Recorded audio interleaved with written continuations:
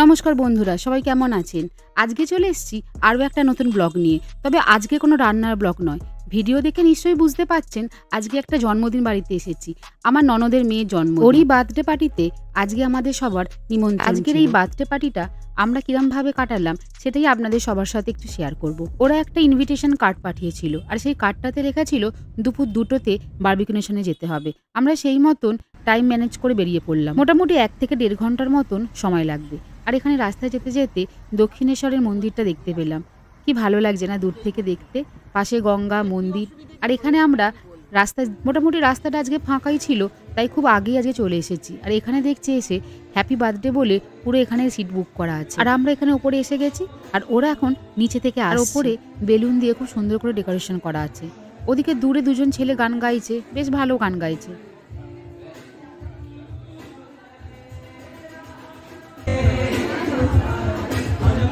আর এদিকে আমি একটু চুলটা ঠিক করে নিচ্ছি। আসলে মেয়েরা যেরকম হয় আর কি, সব ঠিকঠাক আছে তো? হ্যাঁ হ্যাঁ, ঠিকই আছে।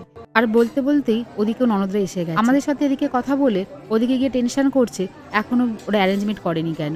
আসলে নেমন্তন্ন করেছে, সবাই লোক এসে গেছে, একটুখানি যেরকম হয় আর কি টেনশনে পড়ে গেছে। তবে ওরা খুব তাড়াতাড়ি প্লেট সার্ভ করেছে এবং আস্তে আস্তে দিতে আরম্ভ করেছে। দুপুর 2টোর সময় বুকিং করেছিল, কিন্তু সব লোক আস্তে আস্তে মোটামুটি 2:30 বেজে গেছে। আর ওরা বলছিল কোনো একটা লোককে কিন্তু ওরা সার্ভ করবে না, সবাই এলে তারপরেই সার্ভ করবে। আর এই জন্য 2টোটা গড়িয়ে 2:30 থেকে 2:45 হয়ে গেছিল।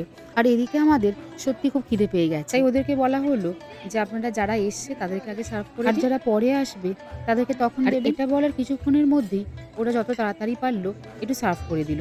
মোটামুটি আলু টিক্কি, তারপরে ওই ক্রিসপি প্রন ছিল, এগুলো খাওয়ার পর মনে হচ্ছিল তাড়াতাড়ি মেন কোর্স দাও বাবা, খেয়ে নি। তবে ওদের মেনুতে যেগুলো প্রথমে স্টার্টার আইটেম ছিল সেগুলো ওরা প্রথমে তো দেবেই, তাই এইগুলো টুকটুক করে খেতে খেতেই যেন পেটটা ভরে যাচ্ছিল।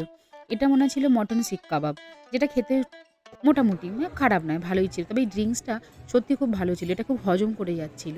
মানে খাবার পর যখন মনে হয় না যে আর খেতে পারছি না, কিন্তু এই ড্রিঙ্কসটা এক চুমুক খাবার পরই যেন মনে হচ্ছে রিফ্রেশিং লাগছিল। এটার একটা কি চিকেন ছিল, হানি চিকেন নাকি, এটাও বেশ খেতে ভালো ছিল। আর এদিকে আমার তো মনে হয় মেন কোর্স অব্দি যেতে পারবো না, তবে হ্যাঁ খেতে তো হবেই।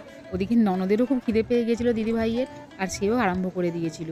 তবে আমার শাশুড়ি চিকেন টিকেন খান না, ওনার জন্য একটুখানি বলা হয়েছিল পনিরটা দিয়ে যাবেন। তবে পনিরটা সবার জন্যই ছিল, কিন্তু তাও পনিরটা ওনার জন্য একটু আগে দেওয়া হলো। এদিকে মোটামুটি স্টার্টার আইটেমটা শেষ করে চলে গেলাম মেন কোর্সে মটন ছিল, আর মটন ফেলে কেউ অন্য কোথাও যায়, তাই এখানে একটুখানি ফ্রায়েড রাইস আর এখানে মটন নিয়ে নিয়েছিলাম।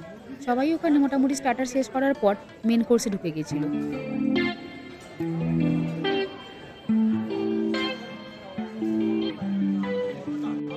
আর এদিকে আমরাও মা ছেলে বসে পড়েছি, আর ওই পাশে আমার শাশুড়ি মা, শ্বশুরমশাই, আমার হাজবেন্ড। ভুড়ি ভোজের পর এবার আসল যেটার জন্য আসা, বার্থডে, বৃষ্টির জন্মদিন। আজ ওর জন্মদিনেই আমরা সবাই এসেছি।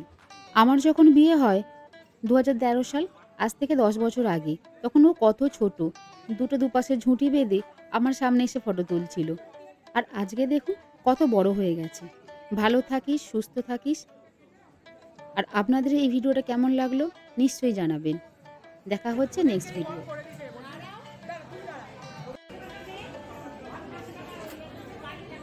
ওপরে যখন খাওয়া দাওয়া চলছিল, ননদ মানে দিদিভাই বলছিল নিচে নাকি খুব ভালো কম প্রাইসে চুড়িদার পাওয়া যাচ্ছে। আর সেই দেখেই আমরা চলে এসেছিলাম। মোটামুটি 1000 টাকার মধ্যে জামা প্যান্ট সমেত এই কুর্তিগুলো পাওয়া যায়। চুড়িদার আমার এক্সেল লাগে, তবে সব দোকানের সাইজ তো ঠিক এক নয়, তাই একটু পরে দেখলাম।